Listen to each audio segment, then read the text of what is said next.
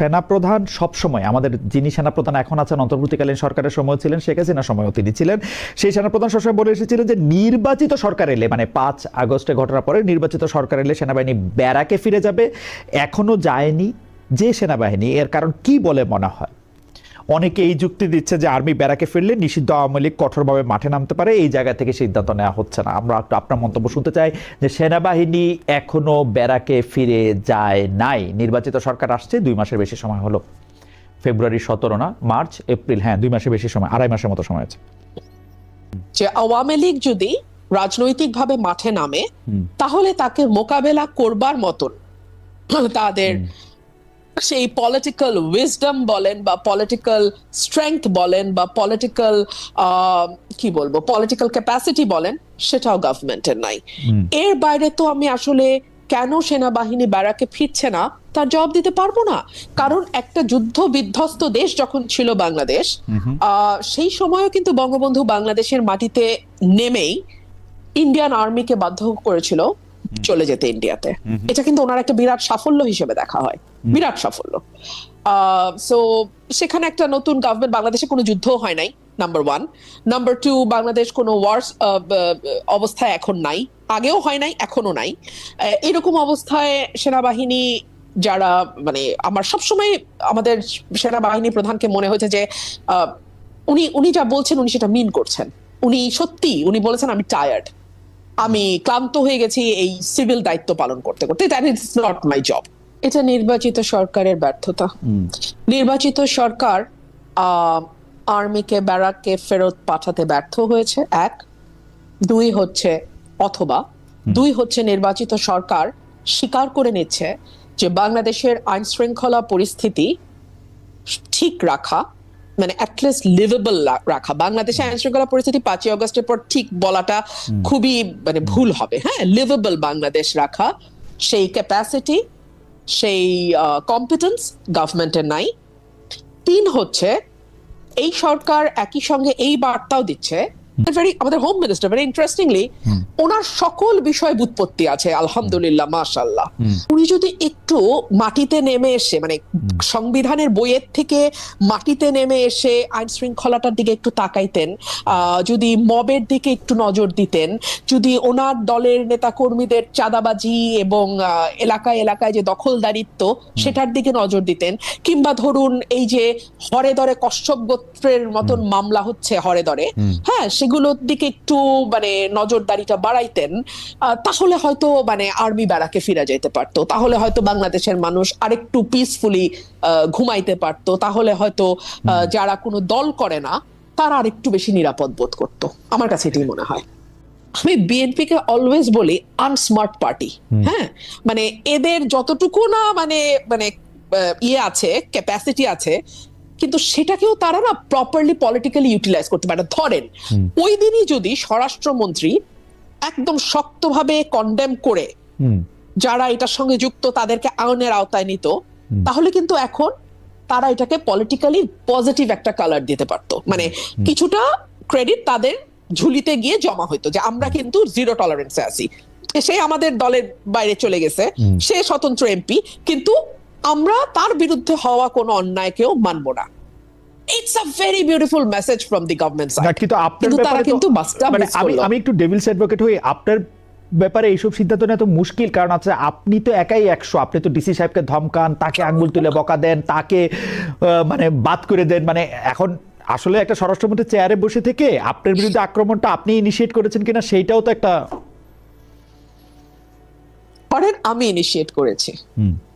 উনি দেন and then বিষয়টা address যদি করতেন, পুলিশকে ফোন করতেন। আর আজকালকার দিনে না খালেদ ভাই বিশ্বাস করেন, ওই আমার ম্যাজিস্ট্রেটকে বুড়া আঙ্গুল দেখানো যেমন লুকানো যায় না, আবার একইভাবে ওই আমার কিছু ইনিশিয়েট আমি করলাম কিনা সেটাও লুকানো যায় না। আর বিশেষ করে স্পটলাইটের নিচে যারা থাকে তাদের তো আরো কিছু লুকানো যায় না। সো এইটা বোধহয় এমন কোন রকেট সায়েন্স হইতো না যে ইনিশিয়েটটা কে করলো, কেন হইলো, কোথায় হইলো। এটার ভিডিও ফুটেজ, মানে স্টিল ছবি হাজার হাজার ফেসবুকে ভাষা বেড়াইতেছে। সো আমি জাস্ট বলতেছি কি, এখন আমি ডেভিলস অ্যাডভোকেট হই, মানে বেচারা বিএনপি এটাকে পলিটিক্যালি এনক্যাশ করতে পারতো, কিন্তু বেচারা বিএনপি ওইটুকু মানে হয়তো মনে করছে দরকার নাই 222টা সিট আসে, তারপরে হচ্ছে যে যারা আসে তারা মামুরা আসে, তারা আপনি একজন, মানে ইউ আর অ্যাবসলিউটলি রাইট। এই জন্য আমি আমার সংসদের প্রথম দিন বলছিলাম আমরা ফিজিক্সে brute majority is a very bad signal for the ruling party. আমরা আসলে মানে ইয়া পড়তে গিয়ে আমার এটা প্রায় মনে হয় যে থিটা ক্ষুদ্র বলিয়া ওকে উপেক্ষা করা যায় এখানে, মানে ওইটা। আমি পরবর্তী প্রসঙ্গে যাই। সেই পরবর্তী প্রসঙ্গ হচ্ছে জুলাই সনদ। যে জুলাই সনদ বিএনপি অক্ষরে অক্ষরে বাস্তবায়ন করবে এমন কথা আগে স্বরাষ্ট্রমন্ত্রী সালাউদ্দিন সাহেব বলতেন, এখন প্রধানমন্ত্রী তারেক রহমান সাহেবও বলছেন, মানে এখন বলছেন, আগে বলেছেন। অন্তর্বর্তী সরকারের জারি করা অধ্যাদেশ বিষয়ে আমরা দেখছি সরকার পিক এন্ড চুজ করছে, মানে এই গুম অধ্যাদেশ, বিচার বিভাগের আলাদা সচিবালয়, সংবিধান সংস্কার কমিশন এইসব বিষয় বাতিল করে দিয়েছে। এসব নিয়ে কি বলবেন? মানে জুলাই সনদ নিয়ে আপনার অবস্থান কি? এই সরকার, যেমন আপনার একটা খুবই ইন্টারেস্টিং অবস্থান আমি দেখি যে সবাই যখন গণপরিষদের, সবাই বলতে মানে বিএনপি ছাড়া বাকি সবাই যখন গণপরিষদ না মানে সংবিধান সংস্কার পরিষদের জন্য আলাদা একটি শপথ নিল, তখন আপনি সেটা নেন নাই। কিন্তু জুলাই সনদ নিয়ে কি তাহলে আপনি বিএনপির সঙ্গে আছেন না জামাতের সঙ্গে আছেন, মানে নাকি আপনি? দেখুন খালেদ ভাই, আমি কয়েকটা বিষয়ে মনে করি সুরাহা হওয়া দরকার, এটা জুলাই সনদে থাকুক আর না থাকুক। এক হচ্ছে সকল ক্ষমতা এক ব্যক্তির হাতে কেন্দ্রীভূত, এই জায়গাটার পরিবর্তন দরকার। সেটা আপনি প্রধানমন্ত্রীর সাথে মন্ত্রী পরিষদের ক্ষমতার ভাগাভাগি বলেন, কিংবা আপনি প্রধানমন্ত্রীর সাথে রাষ্ট্রপতির ক্ষমতার ভাগাভাগি বলেন, এখানে একটা ব্যালেন্স আসা দরকার। এক। দুই হচ্ছে 70 অনুচ্ছেদ কখনোই, আমি যে বললাম যেটা, যে সরকারের সমালোচনা বা সরকারের কোনো সিদ্ধান্তের সমালোচনা করার ক্ষেত্রে কখনোই বাধা ছিল না, কিন্তু ভোট দানে বাধা ছিল। এখন যদি কিছু জায়গায় ভোট দানের সেই বাধা তুলে নেওয়া হয়, মানে কিছু জায়গায় বাদ দিয়ে বাকিগুলোতে মানে ভোট দানে কোনো বাধা নাই, হতে পারে।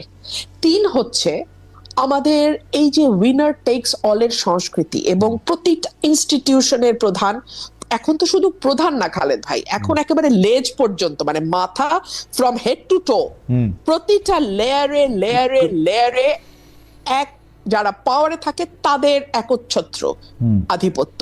এই জায়গাটাকে সরিয়ে ইনস্টিটিউশন গুলোকে শক্তিশালী করার জন্য, সেটা আপনি বিচার বিভাগ বলেন, সেটা আপনি আমলাতন্ত্র বলেন, সেইটা আপনি পুলিশ বলেন, মানবাধিকার কমিটি, যেটাই হোক, হ্যাঁ, প্রত্যেকটা ইনস্টিটিউশনকে শক্তিশালী করা এবং সেখানে মেরিটোক্রেসিকে প্রাধান্য দেয়া, এর বাইরে আসলে আমার মনে হয় যে মানে this are the very basic things যেখানে আমাদের পরিবর্তন আনতেই হবে। কিন্তু আপনার কাছে মনে হয় না যে আপনার BNP chairperson Tarek Rahman, BNP chairman Tarek Rahman অনেক চেষ্টা করতেছেন, অনেকে বলতেছেন যে তিনি এত বেশি ক্ষমতা বিলিয়ে দিচ্ছেন যে আসলে সালাউদ্দিন সাহেব মানে প্রধানমন্ত্রী, তিনি হয়তো মানে তিনি বিভিন্ন জায়গায় তো ক্ষমতায়িত করতেছেন অন্যজনের, মানে এই অভিযোগ আমি করতে, মানে আমার কাছে ভালোই লাগে উনি বসে থাকেন, সালাউদ্দিন সাহেব কথা বলেন, ভালোই লাগে। সালাউদ্দিন সাহেবের ওই যে সংবিধান পড়ানো, ও ভালোই লাগে আমার কাছে। তা কিন্তু ঘটনা হইতেছে যে উনি তো ক্ষমতার বিকেন্দ্রীকরণ করতে চেষ্টাই করতেছেন মনে হয়, মানে খোদ সংসদে থাকা অবস্থাতেও কথা বলতে ওকে দিচ্ছেন, খুবই খালেদ ভাই খুবই লো প্রোফাইল মেনটেন করছেন।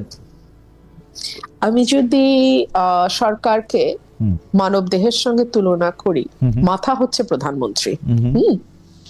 এখন আপনি যদি হাত দিয়ে ভাত না খেয়ে পা দিয়ে ভাত খান, তাহলে একটা লেজে গোবরে অবস্থা হয়ে যাবে না?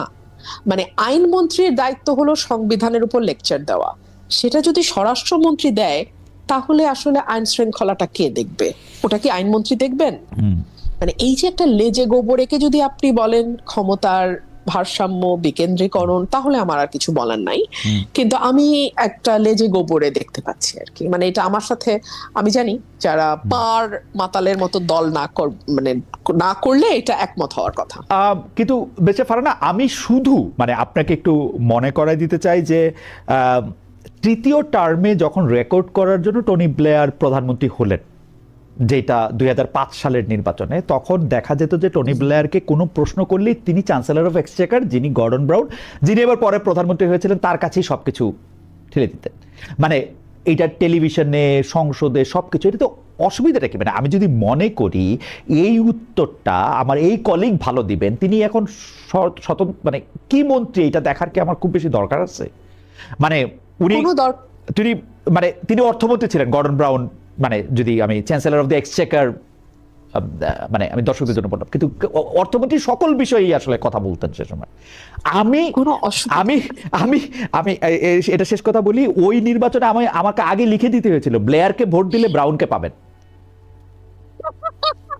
সিরিয়াসলি, প্রথম মানে ব্লেয়ারকে, হ্যাঁ তাই হয়েছে। মানে তো অসুবিধা কি সালাউদ্দিন, মানে তারেক সাহেবকে ভোট দিলে সালাউদ্দিন সাহেবকে পাইলে? একদম, মানে কোনো অসুবিধা নাই, তারেক সাহেবকে ভোট দিলে পুরো মন্ত্রী পরিষদই পাওয়া যাচ্ছে, তাতেও কোনো অসুবিধা নাই। অসুবিধা হচ্ছে যদি উনি ওনার মন্ত্রণালয়কে সঠিকভাবে আচ্ছা একেবারে 100% দেওয়ার পরে উদ্বৃত্ত সময়টা বা উদ্বৃত্ত কাজটা উনি করতেন, তাহলে আর কোনো কথা থাকতো না। আমি সংখ্যাটা এই মুহূর্তে মনে পড়ছে না, গত 2 মাসে একটা হত্যার পরিসংখ্যান বেরিয়েছে, and the number is alarming. আমার নাম্বারটা এক্সাক্ট মনে নাই বলে আমি আর এটা বলছি না এখানে, কিন্তু আমার এটুকু মাথায় আছে যে that figure was alarming. ওকে, এটা কোনো ভালো বার্তা দেয় না। একটা নির্বাচিত সরকার থাকা অবস্থায় কুষ্টিয়াতে যে ঘটনাটা ঘটেছে, একজন মাজারের ব্যক্তিকে ধরে নিয়ে এসে দফায় দফায় মেরে তার মৃত্যুকে এনশিওর করা, এবং তারপরের ঘটনা আরো ভয়ানক খালেদ ভাই, তার পরিবার কিংবা তার মুরিদগণ কেউ মামলা করার সাহস করে নাই।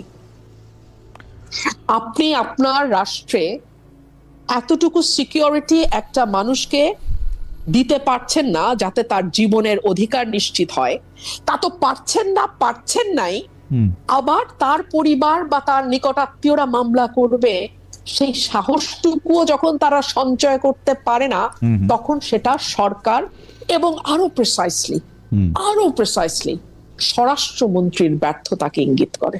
না, স্বরাষ্ট্রমন্ত্রী এদিকে ব্যর্থ, ওদিকে খারাপ, মানে ইংরেজিতে খারাপ, অঙ্কে ভালো, এরকম তো হতে পারে, তাই না? মানে সবাই, মানে উনি হয়তো মানে আপনি বলছেন যে অবশ্যই স্বরাষ্ট্র মন্ত্রণালয় তার প্রাথমিক দায়িত্ব, কোনো অসুবিধা নাই। জি হ্যাঁ খালেদ ভাই, তাহলে আমি যদি অঙ্কে ভালো হই, আমি আর ইংরেজিতে খারাপ হই, তাহলে আমি অঙ্ক নিয়েই ফার্দার পড়াশোনাটা করবে হয়তো উনি, আমি অনার্স মাস্টার্সে ওইটা নিয়ে অঙ্ক নিয়ে উনি হয়তো ইংরেজিতে যাব না। উনি হয়তো ইংরেজির জন্য একজন মানে প্রাইভেট টিউটর হয়তো রাখবেন তখন একটু পরে, মানে একটু গুছাইতে তো একটু সময়, মানে আমরা একটু আগে শুরু করেছি কিনা তার সমালোচনা, সেটা আমি বুঝতে চেষ্টা করতেছিলাম, যে মানে একদম প্রথম দিন থেকে। আমি বরং এটা বলি যে আমরা তাকে ওয়েক আপ কল দিচ্ছি। আচ্ছা, ওয়েক আপ কল দিচ্ছেন। যাই হোক, এর মধ্যে ইন দ্য মিন টাইম দর্শক মোহাম্মদ মেহেরাজুল ইসলাম উনি বলছেন, ভাই আমার নাম খালেদ মহিউদ্দিন, আপনি লিখেছেন যে খালেদা ভাই আপনিও দেখি কুসুম প্রশ্ন করতেছেন। ঠিক আছে, মেনে নিলাম। আমি একটু আপনার কাছে ওই যে ডিজিটাল সিকিউরিটির প্রসঙ্গে একটু আসি, যে বেশ কিছুদিন ধরে যারা মানে বিভিন্ন রকম মানে সাইবার ক্রাইম বা বট আইডির আক্রমণের শিকার, আমরা যদি ওইভাবে বলি, তার মধ্যে আপনি একজন, মানে প্রধানমন্ত্রীর তথ্য উপদেষ্টা সম্প্রতি বলেছেন যে কোনো ধরনের মিস ইনফরমেশন, ডিসইনফরমেশন এই সরকার টলারেট করবে না। আপনি এখন কেমন দেখতেছেন আসলে মত প্রকাশের স্বাধীনতা, এই bot ID, misinformation, disinformation, এগুলি আসলে কিভাবে আপনি দেখেন? মানে কথা হইলো যে আমরা কি কেউ আমার বিরুদ্ধে একটা মিথ্যা কথা বললো, আমরা কি তার আসলে গ্রেপ্তার দাবি করতেছি, সেইটা কি আবার বাক স্বাধীনতায় হস্তক্ষেপ করা হবে কিনা? মানে কি আছে যদি কেউ আমার বিরুদ্ধে একটা মিথ্যা কথা ছড়ায় বা একটা ফটো কার্ড তারা দেয়, এইটাকে আমরা এত অপরাধ হিসেবে কেন দেখবো, বা এখানে ফাইন লাইনটা কোথায়? ফাইন লাইনটা আমার কাছে যেটা মনে হয়, মানে আমি তো অসম্ভব রকম এগুলোর শিকার হয়েছি। একে তো নারী, তার উপর এস্টাবলিশমেন্ট বিরোধী নারী, তার উপর women with a voice, so আমাকে ভয়ানক রকম আক্রমণের শিকার হতে হয়েছে। এবং গত কয়েক বছর ধরে আসলে আমার কাছে মনে হচ্ছে ফাইন লাইনটা হচ্ছে যতক্ষণ পর্যন্ত না, হ্যাঁ, আপনার সেই মিথ্যা ফটো কার্ড একটা অস্থিরতা তৈরি করছে, ততক্ষণ পর্যন্ত এটাকে পাত্তা দেওয়ার কিছু নেই। ধরুন বলা হলো যে আপনি ধর্মের বিরুদ্ধে এই কথা বলেছেন, যেটা আপনি বলেন নাই, এবং এটা আপনার জীবন এবং আপনার পরিবারের উপর একটা হুমকি তৈরি করছে, তখন আমার মনে হয় এই ধরনের মিথ্যাকে দেন অ্যান্ড দেয়ার অ্যাড্রেস করতে হবে।